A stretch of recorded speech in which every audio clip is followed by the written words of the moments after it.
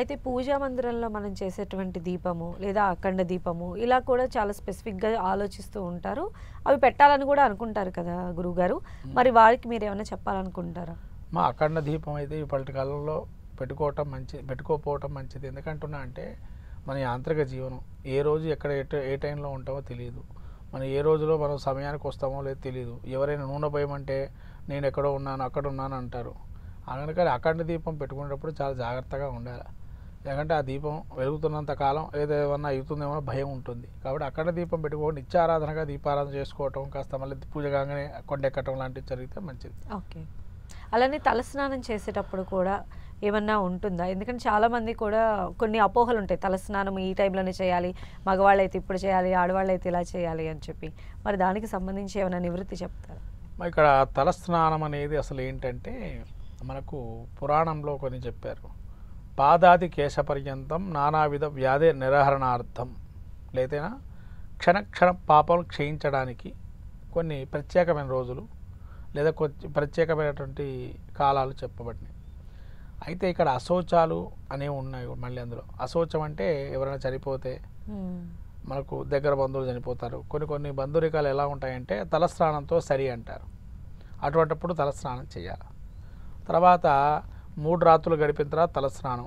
అలా అశౌచ మార్గాల్లో తలస్నానం. అసలు అశౌచ మార్గం లేకుండా తలస్నానం అంటే స్త్రీలు ఎల్లప్పుడూ చేయకూడదు. తలస్నానం అనేటువంటిది పురుషుడు చేయొచ్చు. ఎందుకంటే మంత్రోపాసన దీక్ష ఉంటుంది కాబట్టి పురుషుడు తలస్నానం చేయొచ్చు. ఇంకోటి, రోజుకి తలస్నానం ఒక్కసారి చేయాలి. 2 సార్లు 3 సార్లు చేయకూడదు. ఓకే. అదేంటండి అట్లా అంటున్నారంటే, అలా చేయకూడదని పురాణం మనస్మృతిలో చెప్పబడింది. ఒక్కసారే సమయానికి, అది పొద్దున పూటనే చేయాలి తలస్నానం. ఈవెన్ ఒక బ్రాహ్మడైనా కూడా ఒక్క పూటే చేయమన్నారు తలస్నానం. రెండవ పూట కంఠస్నానం. రెండోసారి చేయాల్సి వచ్చిందండి, తల తడుపుకోకుండా స్నానం చేయాలి. ఎందుకంటే అది చెప్పారు, మనుస్మృతిలో చెప్పారు, అలా స్నానం చేస్తే రాక్షసత్వం వస్తుందని. తలస్నానం విరివిగా చేయకూడదు. చేయాల్సి వచ్చిన కొన్ని ప్రక్రియలు కూడా ఉన్నాయి. స్త్రీలకి బహిష్ట అయిన తర్వాత తలస్నానం చేయాల్సి వస్తుంది 4వ రోజున. అనుకోకుండా వాళ్ళు అదే రోజు ప్రయాణం చేయాల్సి వస్తుంది. అప్పుడు 2వ స్నానం చేయాలి. అనివార్య కారణాలు ఉంటే కనుక, అది వాడికి ఇక ప్రయాణం చేయాల్సి వచ్చింది తప్పనిసరి పరిస్థితి అయితే కనుక తలస్నానం చేయాలి. పుణ్యక్షేత్రాలకు వెళ్తుంటారు కదా కొంతమంది, 4వ స్నానం అనుకోకుండా అదే రోజున బుకింగ్ ఉంటాయి మనం యాత్రకు వెళ్తున్నప్పుడు, అలా తలస్నానం చేయొచ్చు. స్త్రీలు మాత్రం ఎంతప్పటికీ కూడా ఆ రోజు ఏదైతే ఆదివారాలు కానీ, ఈ మధ్యకాలంలో ఆదివారాలు స్నానాలు చేస్తారు ఎందుకంటే ఉద్యోగాలు సెలవులు కదా అని చెప్పి, ఆదివారాలు స్నానం చేయడం పక్కకు పెడితే అసలు ఆ రోజు స్నానం చేయొచ్చు. కానీ మామూలు స్నానమే, స్త్రీలు తలస్నానం అయితే చేయకూడదు. చేస్తే కూడా మంగళవారం కానీ శుక్రవారం కానీ అంతే. ఇది ఎందుకు మంగళవారం శుక్రవారాలు పెట్టడం కారణం ఏంటంటే, ఈ శుక్రవారం రోజున నిర్మలంగా మనం ఇంటికి దీపం ఇల్లాలు మహాలక్ష్మి స్వరూపంగా భావిస్తాం కాబట్టి శుక్రవారం రోజు స్నానం చేసుకొని పూజ చేసుకోవడం మంచిది. ఇంకొందరు ఈ మధ్యకాలంలో చూశాను, ఈ శుక్రవారం కాకుండా బుధవారం స్నానం చేయాలని చెప్పి, బుధవారం తలస్నానం చేయాలి, మిగతా రోజు చేయకూడదు, ఆ రోజు చేస్తే చాలా అద్భుతమైన ఫలితాలు ఉంటాయని చెప్పబడిందని.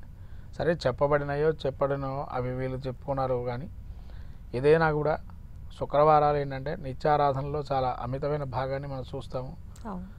కాబట్టి శుక్రవారాలు స్నానం చేయటం, వాడు ఇంటికి దీపం ఇల్లాలంటే ఇల్లాలు ఏ విధంగా అయితే ఆ రోజు దీపారాధన చేసుకోవడం, తర్వాత నైవేద్యాలకు పెట్టుకోవటం లాంటివి. ఈ మంగళవార స్నానం ఏంటండి అంటే, అసలు మంగళవారం స్నానం చేయొచ్చా అన్నదానికి వస్తే కొన్ని ప్రతిబంధకాలు ఉంటాయి. ప్రతిబంధకాలు అంటే